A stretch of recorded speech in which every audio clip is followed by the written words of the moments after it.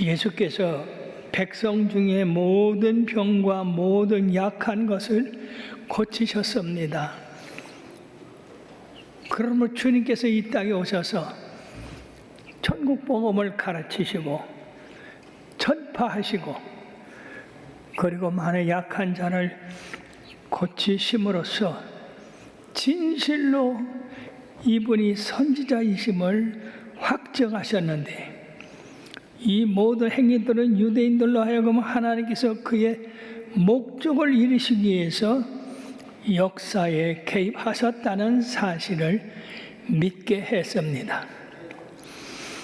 그들에게는 자기들의 죄를 회개하고 예수를 메시아로 인정함으로 준비되어 있어야 할 책임이 있었습니다. 예수님의 사역에서 부르심을 받은 네 제자들의 사역이 극적인 것이었는데, 이에 수많은 사람들이 예수님께 소문을 듣고 그의 말씀을 듣고자 주위에 모여들기 시작했는데, 갈릴리와 데가볼리와 예루살렘과 유대와 요단강 건너편에서 허다한 무리가 예수를 좇을 것을 놀랄 일이 아니다 하는 것입니다. 무리가 계속해서 모여들자 예수님께서는 산에 올라가 앉으셨습니다. 그의 제자들이 그에게 나오자 예수님은 그들을 가르치기 시작하셨습니다. 그 가르침이 마태복음 5장에서 7장까지 기록되어 있는데, 이 말씀을 흔히 산상수훈이라고 말씀합니다. 이는 예수님께서 산 위에서 가르친 내용이기 때문입니다. 산상수훈은 그리스도교의 대요요, 하나님 나라의 대헌장이요 또는 왕의 선언문이라고 하는데, 산상수훈은 예수님의 가르침의 진수를 말하고 있습니다. 그러면 산상수훈의 특징에 대해서 몇 가지 말씀드리고자 하는 겁니다. 이 산상수훈이 어디서 말씀하셨느냐? 갈릴리 해변 내려다 보이는 어느 산에서 예수님이 이 말씀을 하셨습니다. 그래서 그 산이 어떤 산인지는 모르지만 팔복산이라고 합니다. 그러면 모세의 율법 선포와 예수님의 산상수훈 선포와는 어떻게 다른가? 예수님의 말씀 선포는 온유한 마음의 평온한 가운데서 선포되었습니다만, 모세가 가르친 이 십계명에는 폭풍이 몰아치는 공포 속에서 전달이 되었습니다. 모세의 그 율법 선포에는 심판의 말씀들이 많이 나오지만은, 우리 예수님의 산상수훈의 말씀에는 위로와 소망과 축복의 말씀이 많이 있습니다. 모세의 율법은 화강석에 새겨진 준엄한 십계명을 기록하고 있는데, 예수님의 산상수훈에는 심령이 가난한 마음속에 기록되어 있습니다. 예수님께서 공생의 출발을 축복으로 시작해서 축복으로 마치셨습니다. 축복으로 시작한 것이 이 산상수훈의 팔복입니다. 심령이 가난한 자 복이 있고, 애통하는 자 복이 있고, 어려운 자 복이 있고, 이렇게 우리 예수님이 팔복으로 시작하셨고, 쭉 그의 세계가 이처럼 복받는 일로 이루어지다가 예수님께서 이 지상의 모든 사명을 마치시고 하늘로 올리실 때에 감람산에 모인 그 500여 명의 제자들을 축복하시고 하늘로 올리셨습니다. 그러므로 예수님께서는 우리들에게 예정하신 축복을 알려주시기 위해서 하늘에서 이 세상에 오셨고, 누구나 주님의 마음에 충만한 그 축복을 받기를 원한다면 언제든지 그 축복이 이루어지게 되는데, 특별히 팔복이라는 축복이 누구든지 갖고자 한다면 그 마음에 임하게 될 것입니다. 네 번째로는 축복의 삶에 이르는 8문이 교훈되어 있는데, 팔복의 그리스도인들이 기본 면모와 특징이 내포되어 있습니다. 여기서 복 있는 사람은 이라고 말씀한 이 복 있는 사람이라는 것은 세상이 말하는 돈과 물질과 건강과 이런 것을 말씀하는 것이 아니라 행복한 사람이라는 의미입니다. 세상과 인류가 추구하는 그 행복과는, 산상수훈에 말씀하는 이 행복과는 차이가 있습니다.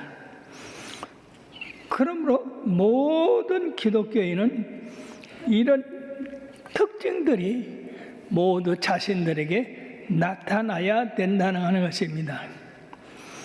이들 팔복 중에 하나라도 생태적인 것은 하나도 없다는 얘기예요. 무슨 말씀이냐? 날 때부터 성품이 팔복을 받도록 태어난 사람이 없다는 겁니다. 모두가 다 팔복에서 벗어난 그런 마음을 가지고 있지만은 예수 그리스도를 믿음으로 그 사랑에 감화되고 감동되어서 이 팔복이 요구하는 그러한 조건들이 이루어진다는 것입니다. 예를 들겠습니다. 예수님이 제자들을 선택하실 때에 베드로를 시몬이라고 했습니다. 즉 시몬을 베드로라고 했습니다. 갈대와 같은 그 사람을 반석 같은 그런 사람이다. 또 야고보와 요한을 우레의 아들이라고 그랬어요. 우레의 아들이라는 것은 성질이 급하고 참으로 위험하다 하는 겁니다.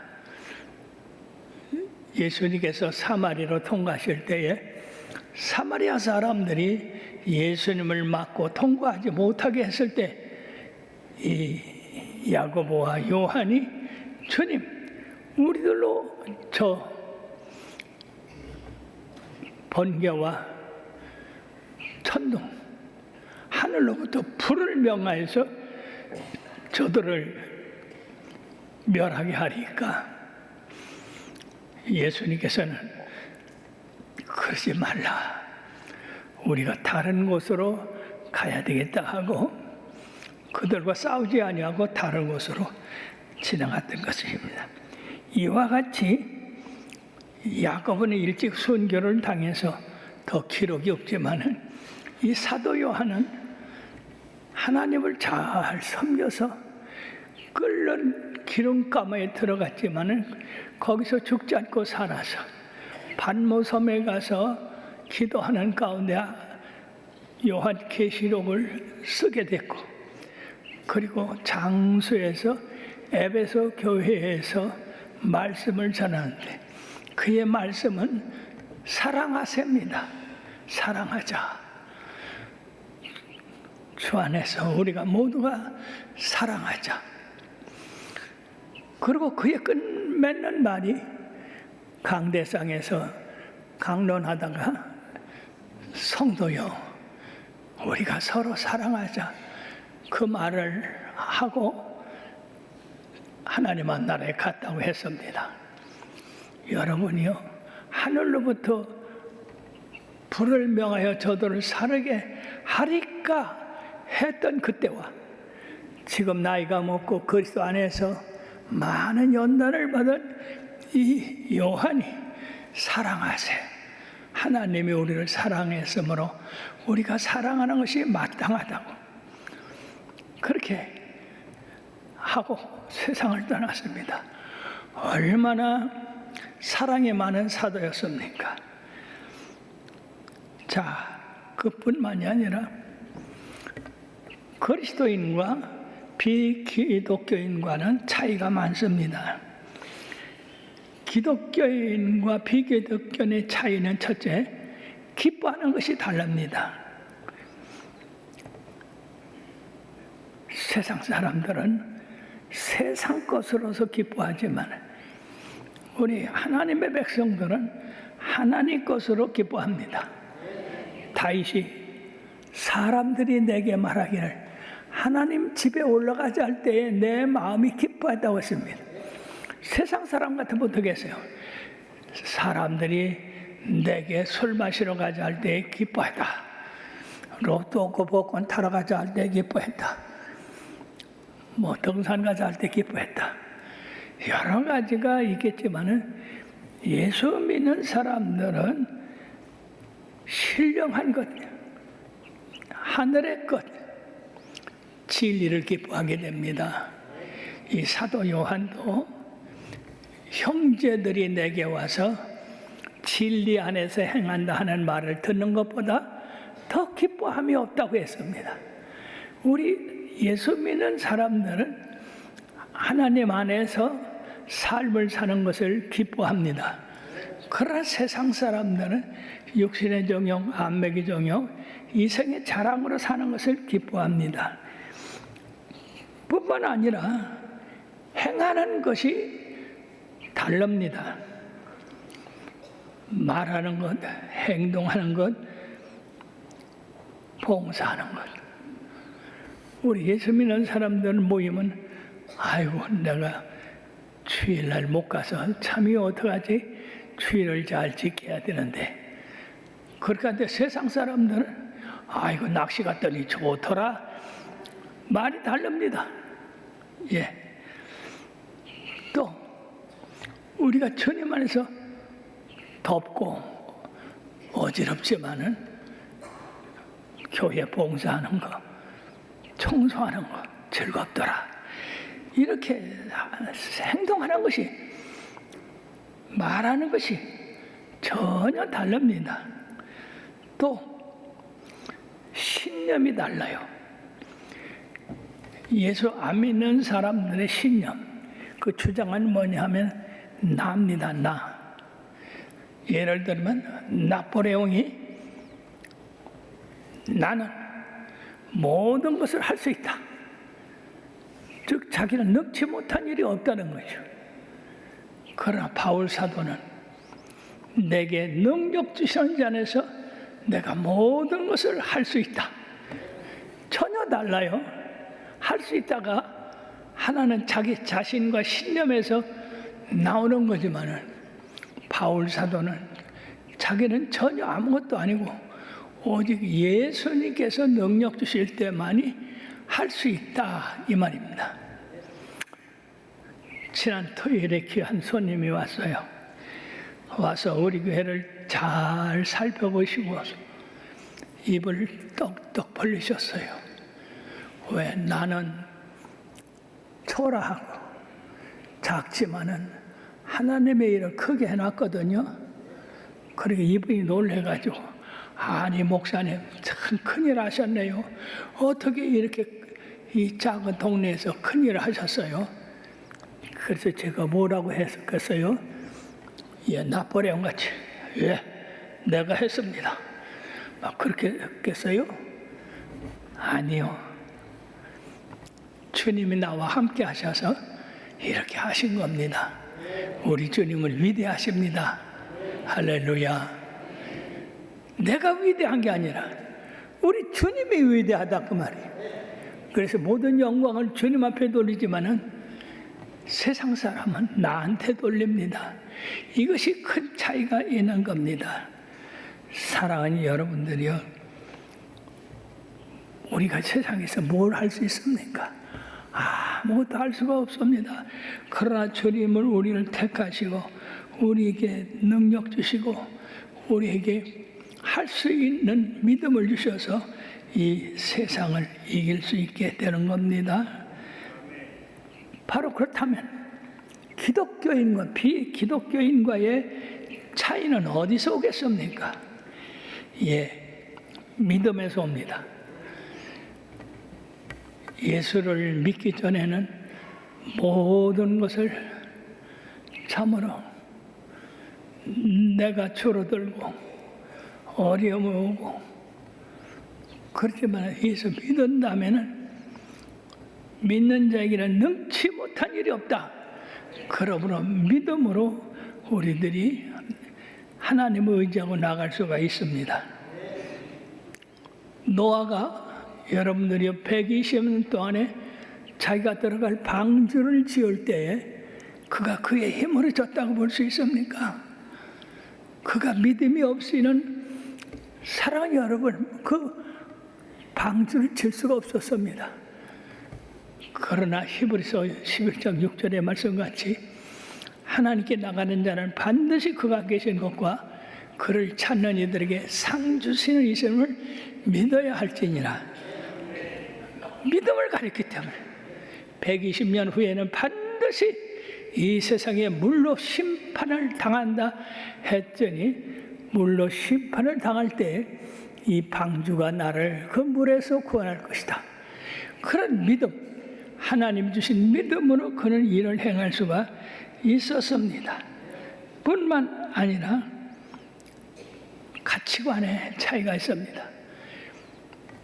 예수 믿는 사람은 좀 더 인격적이고 좀 더 미래적이고 좀 더 근원적인데 가치를 둡니다.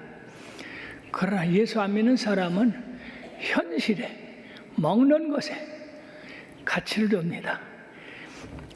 예수님께서 뭐라고 하셨습니까? 야곱은 사랑하고 에서는 미워했다. 왜 같은 형제인데 사랑을 받은 사람이 있는가 하면 미움을 받은 사람이 있습니까? 바로 이 미움을 받은 사람이 에서입니다. 에서는 온통 먹는 거, 마시는 거, 입는 거, 거기에만 관심이 있었어요. 그렇게 팥죽 한 그릇에 자기의 장자직분을 그냥 팔아버렸어요. 가치가 없습니다. 그러나 야곱은 장자직분이라는 그 가치를 알기 때문에 팥죽 한 그릇에도 어떻게 그 직분을 샀고, 아버지를 속이면서도 장자의 직분에 축복을 받았던 겁니다. 여러분이요, 야곱은 가치관을 가지고 있기 때문에 하나님이 사랑했지만 에서는 가치관이 없어. 먹고 마시고 입고 쓰고 그것이 그의 가치야. 그렇기 때문에 사랑하는 여러분들이요, 가치관을 가지시길 바랍니다. 예수 믿는 사람들은 가치관이 틀려요. 뿐만 아니라 하나님 믿는 백성은 하늘에 대한 소망이 있습니다. 이 땅에서 우리가 험하고 굶주리고 약하다 할지라도 이후에 주님께서 영광 받으시는 그날에 우리도 함께 영광의 자리에 들어간다고 하는 것입니다. 우리는 이 땅을 소망 가지고 사는 게 아니라 하늘나라 먼 천국을 바라보고 삽니다. 천성에 가는 길 험하여도 생명길 되나니 은혜로다. 천사 날 부르니 늘 찬송하면서 주께 더 나아가기 원합니다.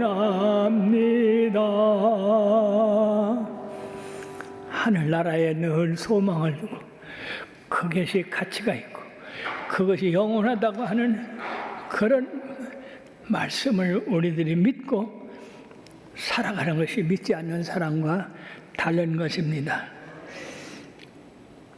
놀라운 것은 주님께서 가르치는 팔복과 축복을 친히 그대로 행하시고 이루셨습니다.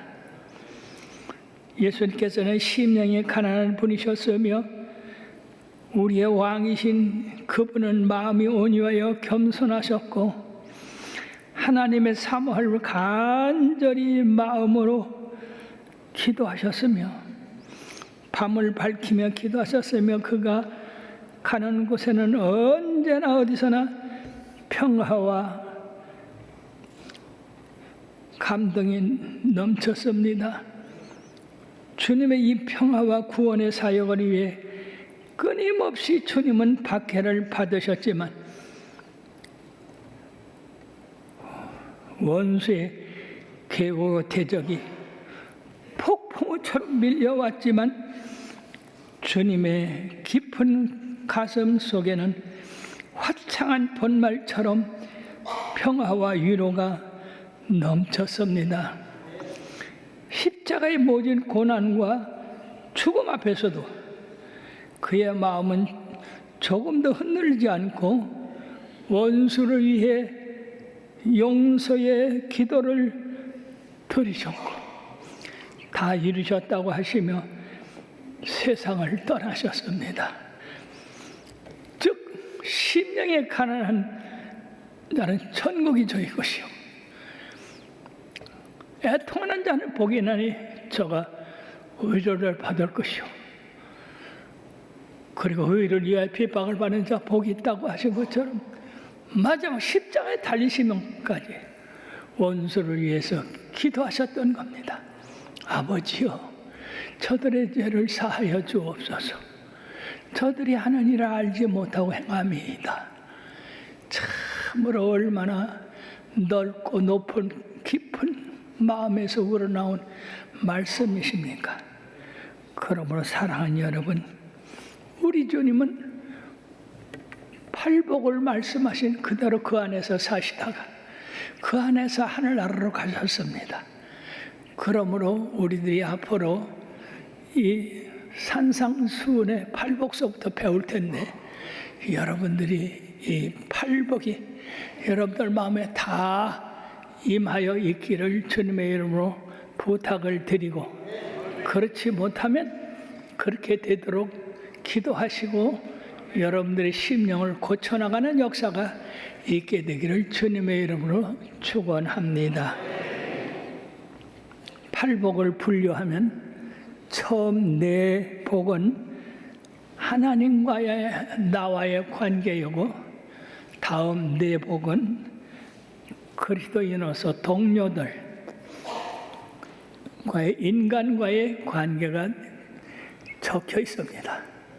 귀한 이 축복을 놓치지 말고 다 받으시기를 주의 이름으로 축원합니다.